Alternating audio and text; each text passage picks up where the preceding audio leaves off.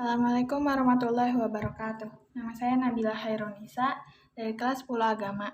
Saya akan membacakan materi mengenal konsep fikih dalam Islam. Pengertian ilmu fikih. Secara bahasa, kata fikih berasal dari kata fikhun yang berarti pengalaman yang mendalam yang menghendaki pengerahan potensi akal. Menurut ahli usul, fikih adalah ilmu yang menerangkan hukum-hukum syarak yang bersifat far'iyah, cabang, yang dihasilkan dari dalil-dalil yang tafsil khusus terperinci. Menurut para ahli fikih, fuqaha, fikih adalah mengetahui hukum-hukum syarak yang menjadi sifat bagi pembuatan para hamba mukallaf, yaitu wajib, sunnah, makruh, mubah, dan haram. Sejarah perkembangan fikih. Periode risalah. Periode ini dimulai sejak Rasulullah Nabi Muhammad SAW sampai wafatnya beliau, 11 Hijriah sampai 639 Masehi. Periode awal ini dibagi menjadi periode Mekah dan Madinah. Pada periode Mekah, risalah Nabi Muhammad SAW lebih banyak tertuju pada masalah akidah. Sedangkan pada periode Madinah, ayat-ayat tentang hukum turun secara bertahap. Pada masa ini, seluruh persoalan hukum diturunkan Allah, baik yang menyangkut masalah ibadah maupun masalah muamalah. Periode Khulafaur Rasyidin.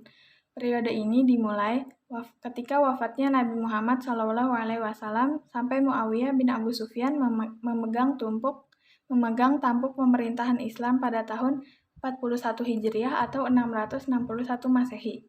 Pada periode ini, selain Al-Quran dan Sunnah, juga muncul ijtihad para sahabat.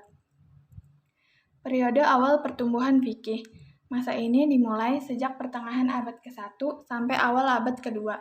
Periode ini merupakan titik awal pertumbuhan fikih sebagai salah satu disiplin ilmu dalam Islam. Dengan bertebarannya berbagai sahabat ke berbagai daerah, munculnya berbagai fatwa dan ijtihad yang berbeda antara daerah satu dan daerah yang lain, sesuai dengan situasi dan kondisi masyarakat tersebut. Periode keemasan. Periode ini dimulai dari awal abad kedua sampai pertengahan abad keempat. Ciri khas yang menonjol pada periode ini adalah semangat ijtihad yang tinggi di kalangan ulama sehingga berbagai pemikiran tentang ilmu pengetahuan berkembang. Periode tahrir, takhrij, dan tarjih dalam mazhab fikih. Periode ini dimulai dari pertengahan abad ke-4 sampai pertengahan abad ke-7. Maksud dari tahrir, takhrij, dan tarjih adalah upaya yang dilakukan ulama masing-masing mazhab dalam mengomentari dan memperjelas pendapat para imam. Periode ini ditandai dengan melemahnya semangat ijtihad di kalangan ulama fikih. Periode kemunduran fikih. Masa ini dimulai pada pertengahan abad ke-7 sampai munculnya majalah Al-Ahkam Al-Adiliyah, hukum perdata Kerajaan Turki Utsmani pada 26 Sya'ban 1293. Perkembangan fikih pada periode ini merupakan lanjutan dari perkembangan fikih yang semakin menurun pada periode sebelumnya. Periode ini dalam sejarah fikih dikenal sebagai periode taklid secara membabi buta. Memahami prinsip ibadah dalam Islam. Pengertian fikih ibadah. Menurut bahasa, ibadah berasal dari bahasa Arab abdu, yang berarti hamba.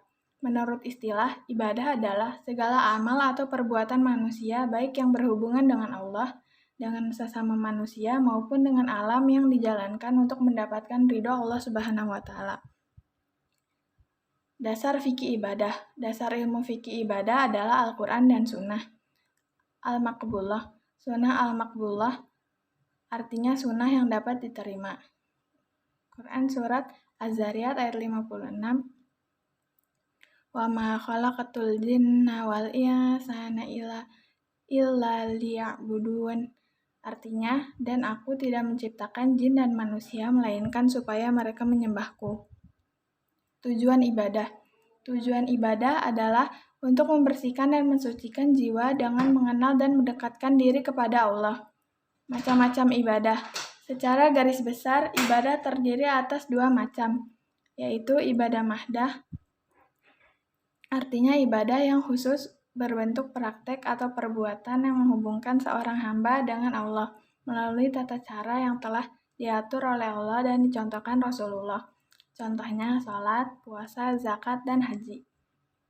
Ibadah ghairu mahdah yaitu ibadah yang tata caranya tidak diatur secara khusus oleh Allah dan Rasulullah sehingga berbentuk umum antara hubungan manusia dengan manusia dan hubungan manusia dengan alam. Contohnya gotong royong, membantu orang yang membutuhkan, menjaga alam sekitar, dan lain-lain.